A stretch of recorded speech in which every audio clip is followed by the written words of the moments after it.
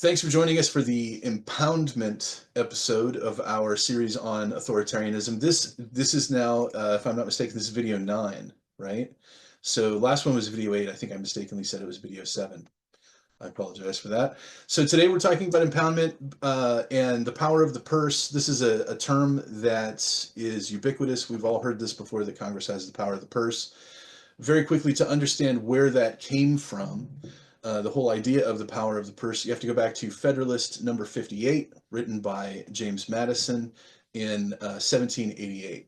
And wait, Jubal, let me stop. It may not be everybody knows what the Federalist Papers are, but just for everybody, the Federalist Papers were a series of articles that were written by John Jay, James Madison, and Alexander Hamilton that basically argued in favor of the ratification of the Constitution. And so they're numbered. So when Jubal talks about Federalist 58, he's talking about the 58th one of these articles. The 58th essay that was printed in support of the ratification of the Constitution. And the reason we refer back to the Federalist Papers is because when courts make decisions, they're frequently trying to understand what the framers had in mind.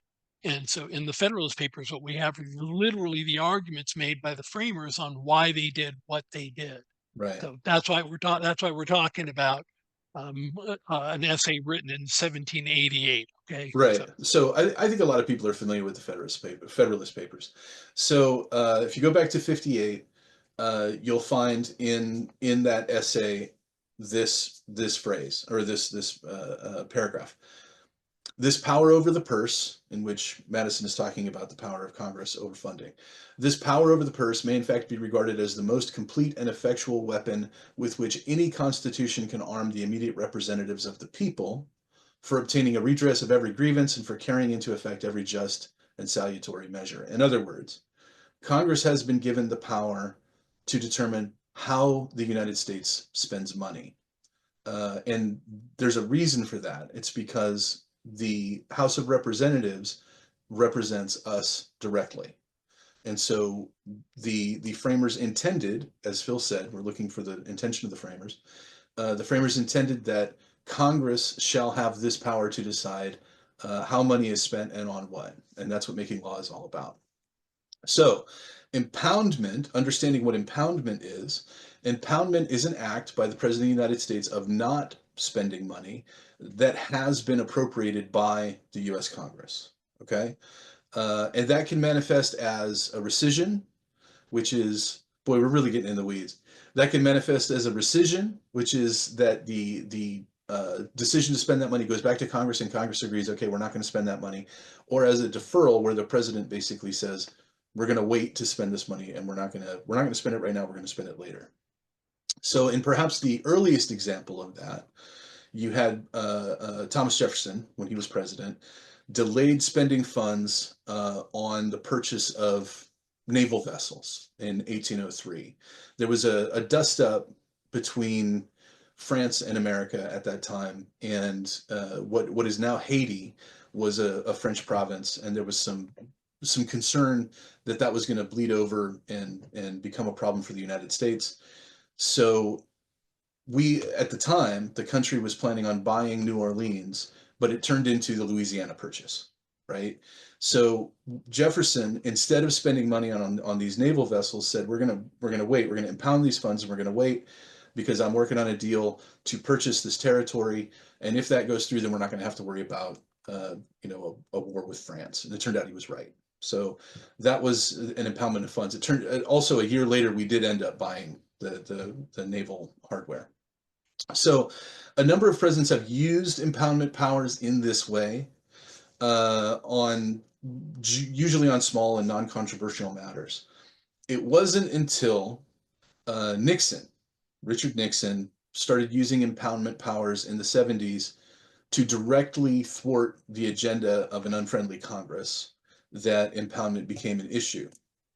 Now, Nixon, and Phil's going to talk more about what happened as a result of that, but just very quickly, Nixon made the claim that he was acting within his constitutional powers by essentially defunding these programs from Congress, that he was acting within his powers as laid out in the Take Care Clause, which is Article 2, Section 3 of the Constitution. again, very briefly, the president shall take care that laws be faithfully executed, right? That's a line taken from that section. And according to Nixon, his responsibility was to prevent overspending in an inflationary economy. Uh, and so that's why he was deciding not to spend money on these programs that he didn't agree with. So, what happened as a result of that, Dr. Phil? And so, um, the way it manifests itself and it wound up in court was in 1972. Congress passed a bill that amended the Federal Water Pollution Control Act. Yes, we are getting in the weeds. And so the bill provided funding to cities to construct sewage treatment facilities in order to enhance water quality. When the bill was passed by Congress, it authorized um, yearly expenditures, and it came to up to a total of $18 billion to be spent over a 3-year period. President Nixon vetoed the bill because, as Jubal was just talking about, he felt like this was a reckless spending at a time Mhm. where we needed to constrain the budget. And Congress overrode the veto pretty overwhelmingly. It was 247 to 23 in the House. You only need a 2/3 majority to override a veto. And significantly more than that. In the Senate, it was 52 to 12. A whole bunch of people didn't vote, but he overrode it. So Congress made clear its intention that this money was supposed to be spent. Despite that override, Nixon directed the head of the Environmental Protection Agency, a guy named Russell Train, to spend significantly less than the amount that Congress approved. It was essentially Congress had said 18 billion up to $18 billion over 3 years. He instructed uh, Russell Train to go ahead and spend no more than 5 billion over 2 years, like cutting it, you know, significantly. And so as a result, the city of New York sued, along with some other municipalities, sued to get the full reimbursement of funds. And this led to a case called Train versus New York. It was settled in 1975, and what the Supreme Court ruled unanimously back in the day when the Supreme Court made unanimous rulings was that the EPA administrator, Mr. Train, was required to spend the money, the full amount authorized by Congress. It was required. That's what the law read. And Justice Byron Wright wrote the opinion for the court. He didn't explicitly look at whether or not a president has the ability to impound money. That wasn't it. Courts oftentimes will make the narrowest decision possible. So what he did is he analyzed the legislation, that's the amendments to this bill. And what he pointed out was that there was nothing in the law that granted the president any kind of discretion on how to spend it. And then they looked at what's called the legislative history, which is just sort of the history of how the bill went through Congress, the arguments that were made, what was said, everything, what the final wording was. And he said it was clear that Congress intended that all the money be spent. So while the decision didn't explicitly refer to the president's power to impound funds, it did underscore the constitutional principle that the executive branch must execute the laws as enacted by Congress and reinforcing both separation of powers, but also Congress's control of the purse, as Jubal was talking up before. Now, in response to what Nixon did with the impoundment, Congress passed the Congressional Budget and Impoundment Control Act of 1974. I know that's not a very sexy title. People just call it the Impoundment Control Act, but it's really the Congressional Budget Impoundment and Control Act. Don't worry about it.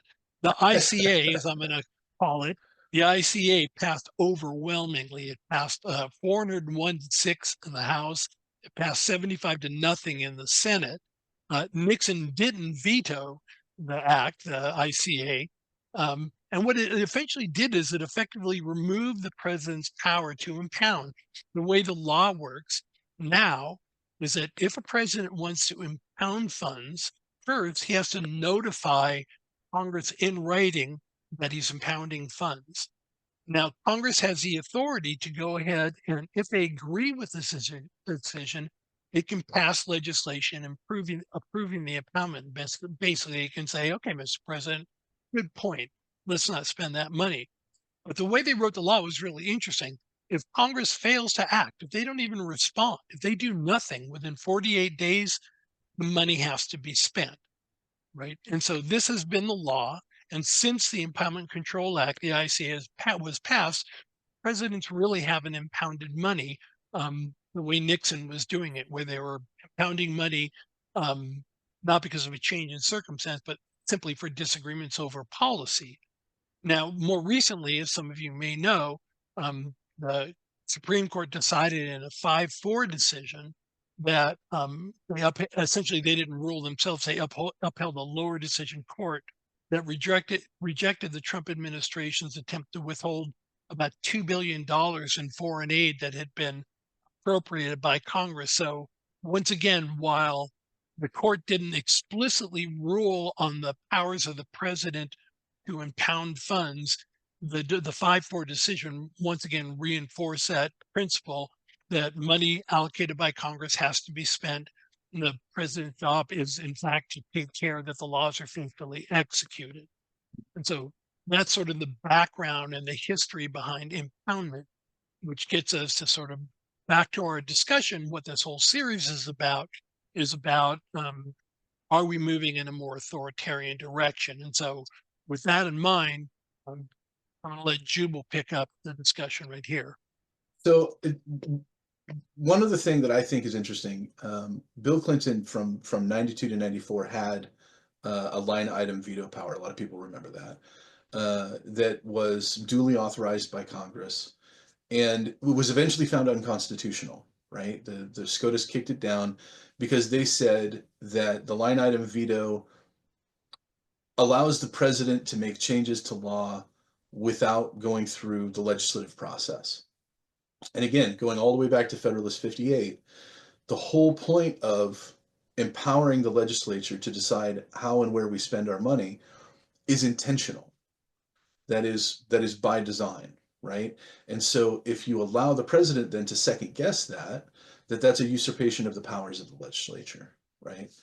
And so I think that in a very real way, the line item veto and the impoundment, the historic impoundment powers pre-1974 were similar because they both allowed the president to make a judgment call and decide, no, I don't like the law that way. I'm going to do it this way, right? And if you go back and you read again the Take Care Clause, Section 2 or Article 2, Section 3, the whole point of the Take Care Clause is that the president needs to make sure that the law is faithfully executed.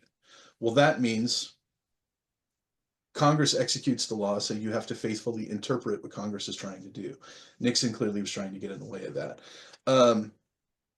I did want to bring up, as a side note, on the impoundment powers, it was President Obama who actually tried to get a enhanced rescission authority during his presidency, which would have required Congress to respond to impoundment proposals by either approving them or denying them directly instead of just waiting 45 days for them to expire. Predictably, Congress didn't vote on it, which I think is kind of funny. So now we have actually, I think, an opportunity here to come up with a new metric that we can use to determine whether or not a government is moving in an authoritarian direction. And let's call this the Madisonian effect. We have the Jacksonian or the Jacksonian Principle. Let's call it the Madisonian Principle. We have the Jacksonian Principle, which is when the president defies the Supreme Court and says, I recognize your ruling, but I don't agree with it, so I'm just not going to enforce it. That same effect could manifest in the legislature in a situation like this. Whether it's a line item, or whether it's impoundment, whether it's anything like that, that is a direct usurpation of the power of the purse, which the legislature has by design, right? So the job of the president is to enact the law, not to make the law. That's what it boils down to. And so would you agree, Phil, that that we could call this the Madisonian Principle, that any attempt by an executive, by the president, to uh, um, change law in a meaningful way, whether it has to do with funding or by pulling out particular pieces of law and canceling them, that would be problematic, so to Yeah, speak. absolutely. And I think that's like sort of the legislative analog to the Jacksonian principle. It's sort of each branch has its own authority. Congress writes the laws, the president executes the laws, carries them out. But the president, both when you talk about faithfully executing the law, that is following Congress's intent. That's exactly what it's supposed to be. And so the two examples that Jubal brought up, Clinton being granted the line item veto, that is a violation of the Madisonian Principle because Congress actually passed a law that gave him a line item Right, veto, and the court stepped in and said, "You can't do that. The Constitution doesn't grant the president a line item veto." And then Clinton was like, "Okay, I guess I don't have a line item veto anymore," and that's that. You right, know, was that a expansion of executive power temporarily? Sure, it was. Um, Congress went along with it, and one of the things we're going to be talking about, I'm sure, over the course of the series is a lot of the growth of executive powers happened because Congress has said, here you go, do this, right, do this, do this. Um, Same thing with Obama. Obama didn't just take this enhanced rescission authority himself. He went to Congress and he said, hey, I want this authority. Why don't you guys do that? And Congress is like, no, we're not doing that. The power of the purse is the power of the purse is like the thing we have. So right, while those are both examples of presidents trying to do more than what is constitutionally permitted. In the first case, Clinton, the courts snapped him back. In the second case, with Obama, the legislature snapped him back. So it's only if you have a situation where um, president just simply disregards legislative intent, and impoundments is one way to do that. right. Now, So go I ahead. real quick, I would say that that gives us a tool here for sort of analyzing the behavior of presidents, right? Which is to say, we know now in retrospect that Bill Clinton was operating outside his authority as the president, right? But he was not doing that intentionally. He went through the proper channels and he expanded the power of the office of the president, but he did it with congressional approval, right? But what that means is two things. First, you can expand the power of the executive in a legal way, and it's okay. Everybody's okay with it, and you can. That's the first thing that it means. The second thing that it means is the presidency can have powers and use them in a legal way, but then have them revoked by the courts, right? So just because a president basically is doing something that is a power that maybe they haven't had before doesn't necessarily mean that what they're doing is authoritarian in the way that we've been using the term in this series. This What actually this actually ties into the last episode that we did with Brad, where we talked about the stoplight. I'm loath to bring up the stoplight again, I but thought one the of the things stoplight that was we talked great. about, one of the things that we talked about was the idea that it's because people have the capacity to remove the stoplight. There's a way to respond to um, an authoritarian move as long as people either themselves or through their representatives have the ability to respond and can do so effectively, then we're not looking at something authoritarian. And so what we're trying to do in all of this are sort of build measures that we can use, objective measures thought out, so we can assess, are we moving in an authoritarian direction? Are we not? And as we said way at the beginning, um, we have to differentiate through the growth of executive power and Right. a movement in a more authoritarian direction. There are similarities between the two, but they're not the same thing. Right. They can run parallel, but they're not exactly the same.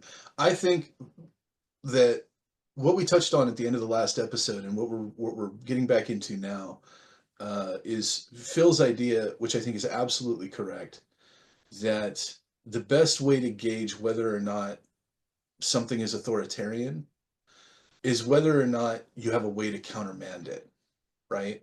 Do we, the people, have a way to countermand this particular uh, authority or movement that the president is undertaking, or Congress or the judiciary or whoever? Is there a way to redress this?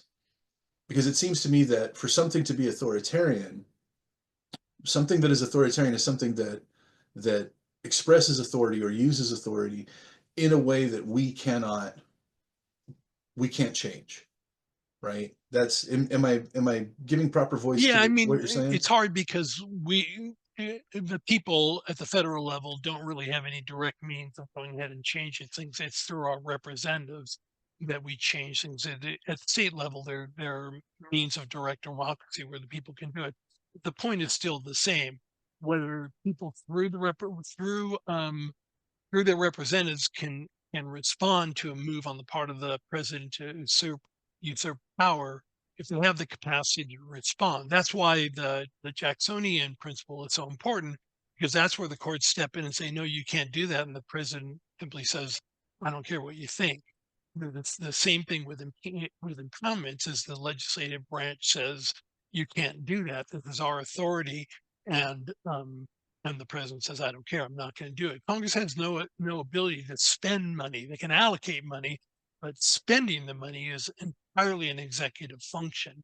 And so that's where that clash comes in. It gets a little bit complicated too if what happened was money was allocated in a previous administration controlled by a different party, and a new party comes in that disagrees with what's been enacted into law. And when the president impounds it, the new majority says, fine with me.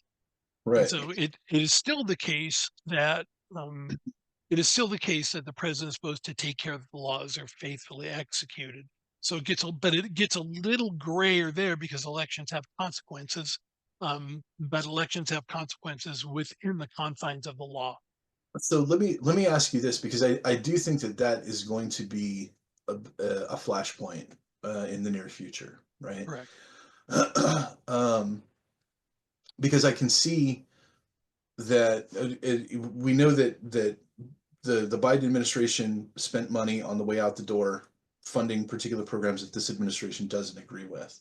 So if Trump was to decide to impound funds for 45 days and then get a rescission agreement from Congress, would that be appropriate?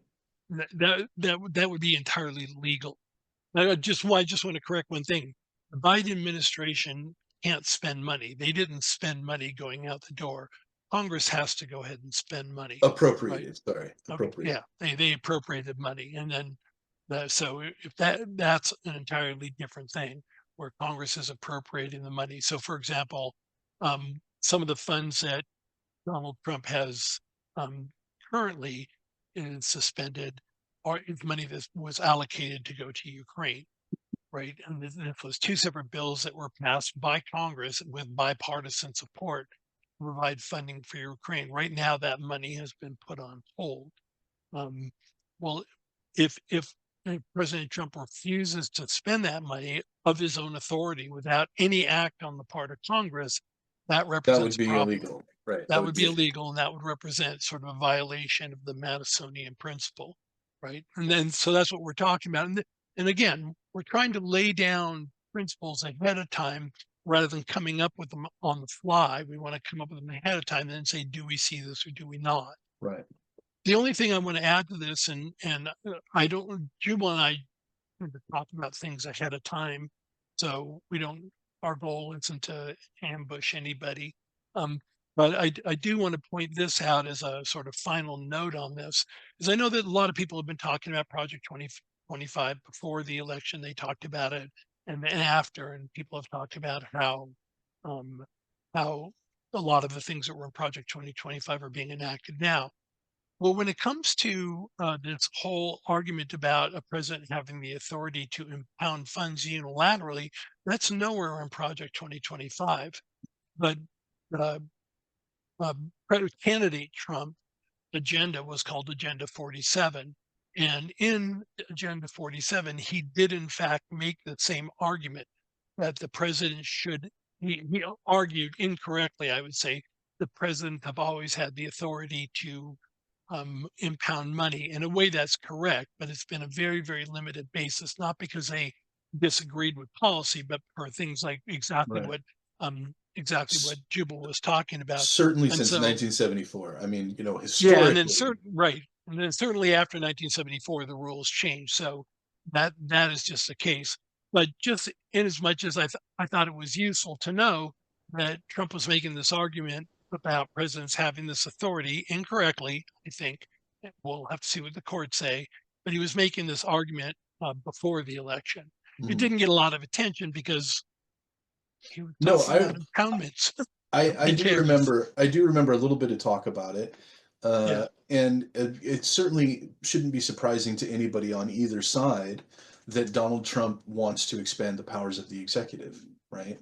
That can't be shocking to anyone. But so far, he does seem to be doing it in a way that's legal. And what we're trying to do is we're trying to set up a framework where if he oversteps his bounds, either with the judiciary in violation of the Jacksonian Principle or with the legislature in violation of the Madisonian Principle, then we can see it, right? We can see it more clearly. So he's welcome to try to to try to get more impounding power. I don't know if that's going to work, right? right. And I think it would be virtually impossible. I think if he went to Congress and said, I want you guys to amend the Impoundment Control Act, there's no way it would pass. Yeah, Just I no don't. way. It may have, it might pass in the House, right? With majority Republican support, it may pass in the House. It wouldn't pass in the Senate because in the Senate, um, in order to pass any major legislation that isn't specifically budgeting, um, that would go ahead and require a 60 vote 60 threshold. votes, right? It could So be so I don't even know, truthfully, I don't even know that he would get the votes in the House because basically what he would be asking if he wants a reversion to 1973 impoundment rules, that he's basically saying I want the power of the purse, right? right. And I don't think Congress, even a friendly Congress, is going to be on board with that. But we'll see. We'll Now see. at least now at least we have the tools to watch for it and to make sense of it when people are talking about it. Absolutely. And just so everybody knows, when the judge in the case said you have to unfreeze the funds for the foreign aid funds, there were a lot of people who were saying that exactly what Jubal and I were talking about was happening. That in fact he was disregarding the orders of the court. What the administration said was that they were looking at what the judge had said, and they were trying to figure out how to interpret that and how to carry it out. So it may have gone slower than people have thought, but there was no part.